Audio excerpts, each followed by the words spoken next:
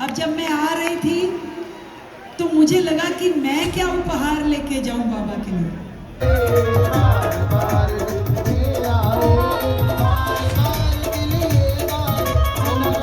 पर फिर भी मैंने ये सोचा कुछ तो देना पड़ेगा। देना होता है ना जन्मदिन पे, कि मैं उनको एक विश्वास लेकर के जाती आई बहुत जल्द पूरी होगी। तो बाबा मेरी ओर से यही उपहार मानिए कि उस काम में मैं, मेरी सरकार 24/7। नमस्कार दोस्तों। तो कल था गुरुदेव का जन्म दिवस। जी हाँ, बागेश्वर पीठाधीश ने धीरेन्द्र कृष्ण शास्त्री जी का कल जन्मदिन दिल्ली वालों ने जिस भव्यता, जिस उत्साह, जिस जोश के साथ मनाया वो याद रखा जाएगा सदियों सदियों तक। वाकई कल सबसे बड़ी चीज़ हुई कि एंट्री गुरुदेव की, जो मैंने कई कथाएं, मैंने कम से कम भी नहीं तो 50 कथाएं मैंने अटेंड की हैं, लेकिन कल जो एंट्री की गई उसके लिए संस्कार को, आयोजकों को वाकई ही नमन करने को दिल करता है। मेरा तो बिल्कुल करता है। और आपको मैं दिखाता हूँ, वैसे भक्ति न्यूज़ चैनल पर मैंने सारी चीज़ें लगातार अपडेट की। कल सारे दिन एक पैर पे खड़े होके जितना मुझसे बन पाया मैंने आपको चीज़ें दिखाई।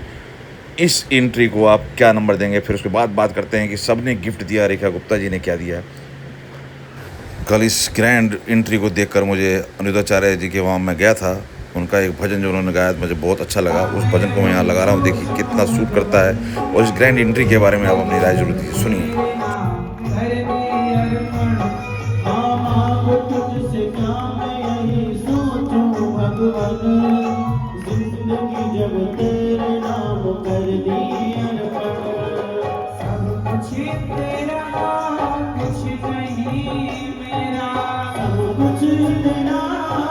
कुछ नहीं मेरा, चिंता है तुझको प्रभु संसार की।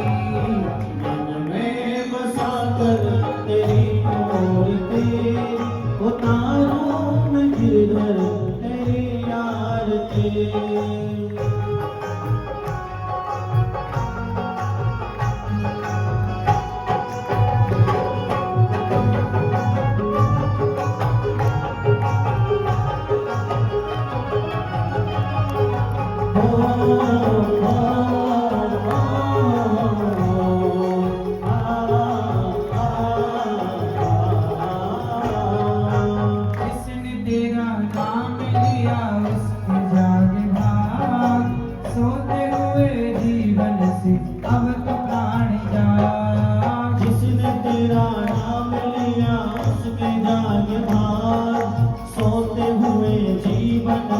अब तो प्राण जाग, हम है जिंदगी कर लो बंदगी, अब है जिंदगी कर लो बंदगी।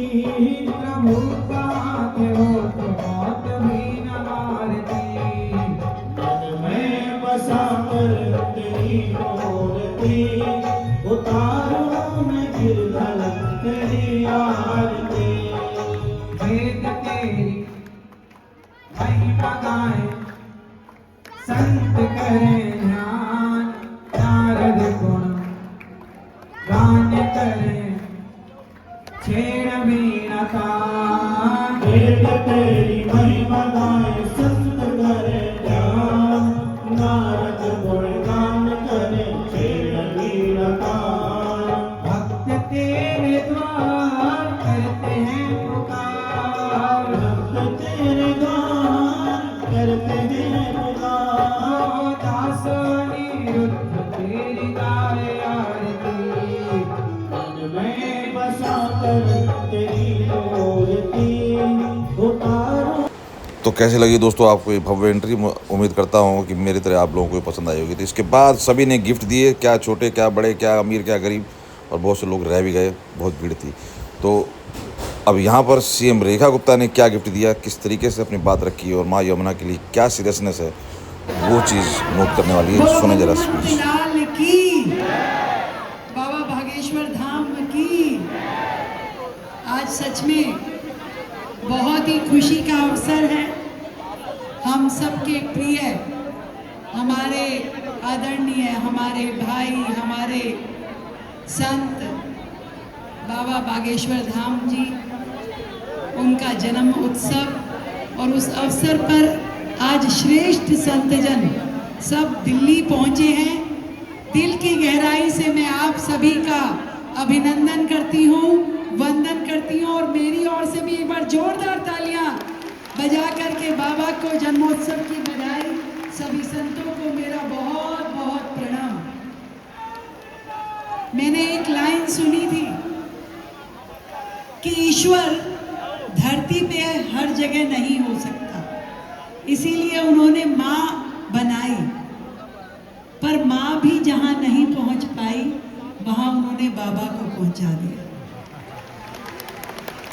हजारों बेटियों के पिता के रूप में, हजारों बच्चियों के नाना के रूप में, और बाबा के दूत के रूप में हमेशा हम सबको, पूरे समाज को अपना आशीर्वाद देने, समाज को चेतना देने के लिए, धर्म जागरण करने के लिए हमेशा आप जिस तरीके से हंसते मुस्कुराते इस समस्त मानव जाति को संदेश देते हैं। ईश्वर, ये 29 साल की आयु में ऐसा संत होना सच में दुर्लभ है। दुर्लभ है कि नहीं है? मैं तो प्रभु चरणों में यही कामना करती हूँ कि उनका इस धरती पे आना इस मानव जाति के लिए, सभी इस सृष्टि के प्राणियों के लिए एक ऐसा उपहार है जिस उपहार के माध्यम से हम सब उसके मुस्कुराते चेहरे को देख करके मुस्कुराते भी हैं और जीने की दिशा भी लेते हैं कि नहीं लेते? तो एक बार फिर से बाबा को मेरी ओर से बहुत ढेर सारी बधाई, शुभकामनाएं, और मैं सौभाग्यशाली हूँ कि आपने अपना जन्मोत्सव मनाने के लिए दिल्ली को चुना।